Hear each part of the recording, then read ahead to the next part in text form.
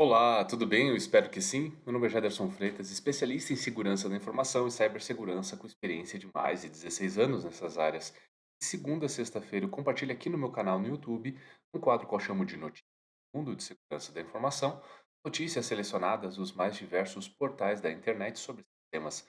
Então, se você quer se manter atualizado, simplesmente gosta dos temas ou quer ajustar a sua estratégia com base no que está acontecendo no Brasil e no mundo, acompanhe notícias como essas. Falta de proteção de dados teria ajudado China a atacar Estados Unidos. Google compartilha gravações de câmeras com a polícia e custos de vazamento de dados são repassados por empresas aos consumidores. E eu começo com essa notícia que fala: falta de proteção de dados teria ajudado China a atacar Estados Unidos. É perceptível que as operações de espionagem da China são vastas e aprimoradas. Quando os chineses tentaram invadir e roubar informações confidenciais da economia do Sistema de Reserva Federal dos Estados Unidos, não foi um trabalho tão difícil para seus agentes, já que o sistema pecava em questões de segurança. As informações foram divulgadas, tendo como base relatórios de investigação divulgados no dia 26 de julho Comitê de Segurança Interna e Assuntos Governamentais do Senado, liderado pelo senador republicano Rob Portman. Essa apuração foi feita com dados coletados do Banco Central dos Estados Unidos a partir de uma busca interna de 13 pessoas de interesse, conhecida como P-Network. A P-Network foi retratada no documento como contendo pessoas identificadas por viagens estrangeiras semelhantes, e-mails, detalhes e históricos acadêmicos. Essas pessoas, supostamente, participaram de uma rede envolvida em uma influência maligna sustentada em campanha de roubo de informações, tendo em vista o Federal Reserve. E pode-se concluir que, após essa análise, o Federal Reserve deve melhorar a proteção de informações confidenciais.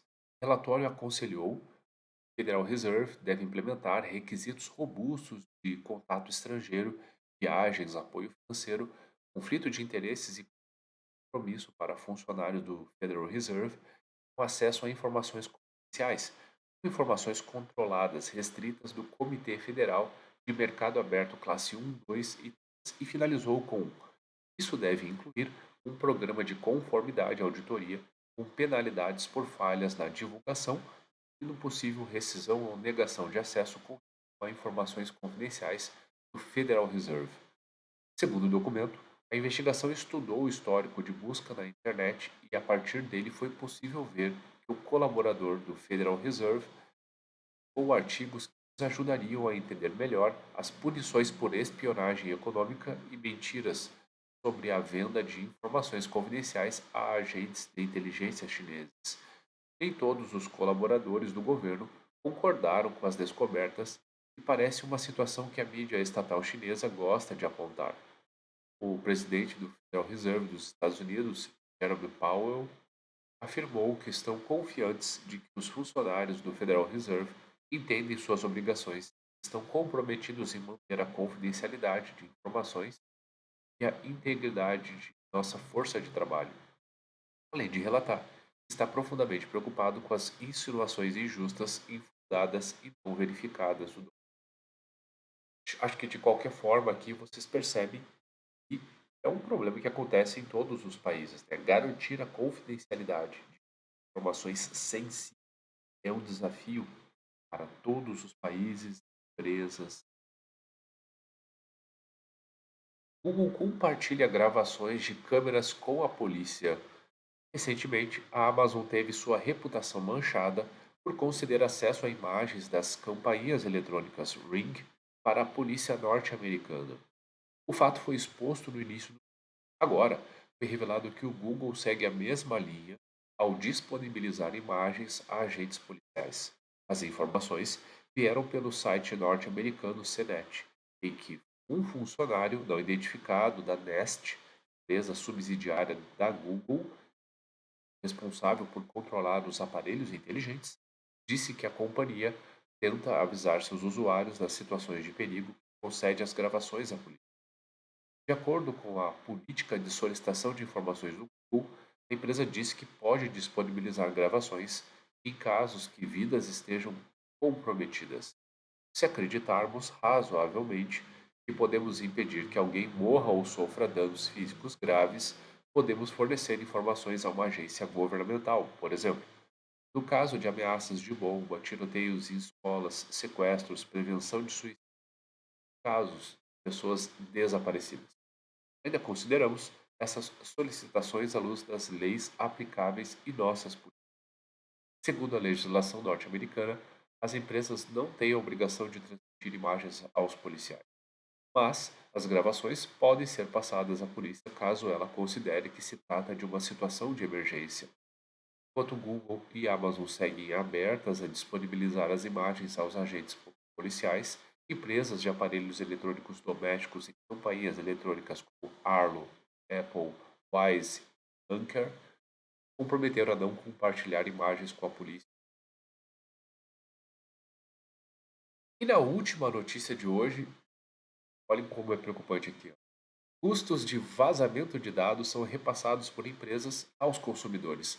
Prejuízos envolvendo a recuperação após incidentes de segurança e vazamento de dados estão sendo repassados aos clientes das plataformas atingidas.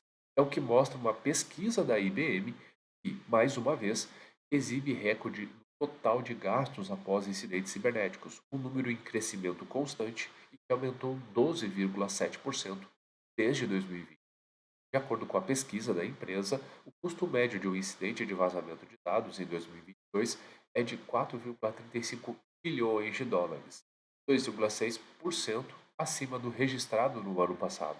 Com isso, 60% dos participantes do estudo afirmaram que seus produtos e serviços subiram de preço em decorrência de ataques sofridos no ano anterior, como forma de equilibrar as contas após o prejuízo.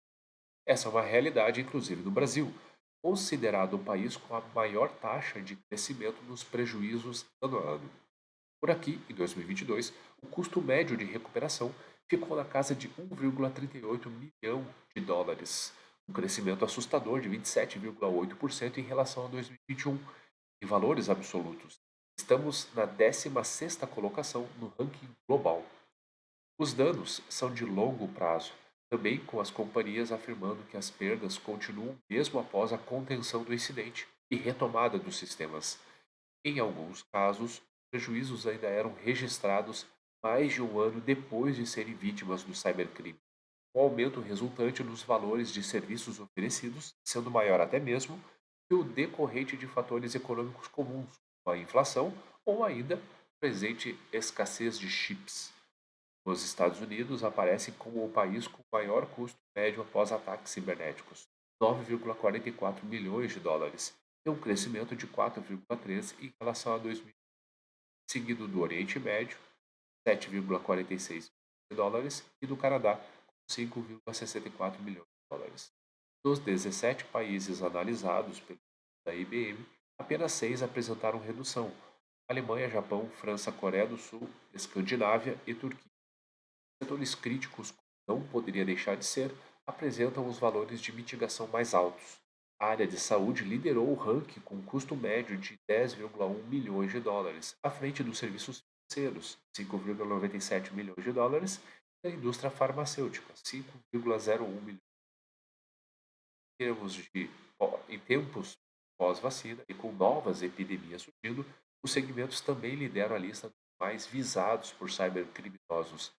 Pesquisa da IBM revelou que, em média, as corporações levam impressionantes 207 dias para identificar uma brecha e 70 dias para conter.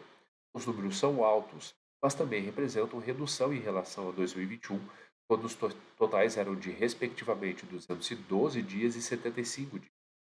No mundo, as credenciais roubadas seguem como o principal vetor de ataques cibernéticos, sendo responsáveis por 19% dos incidentes. São estas também as ocorrências com maior demora na resposta e também custos de recuperação mais altos.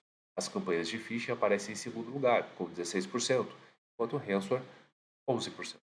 A pesquisa da IBM consultou 550 organizações de 17 mercados, todas impactadas por incidentes cibernéticos envolvendo vazamentos de dados entre março de 2021 e o mesmo mês de 2020.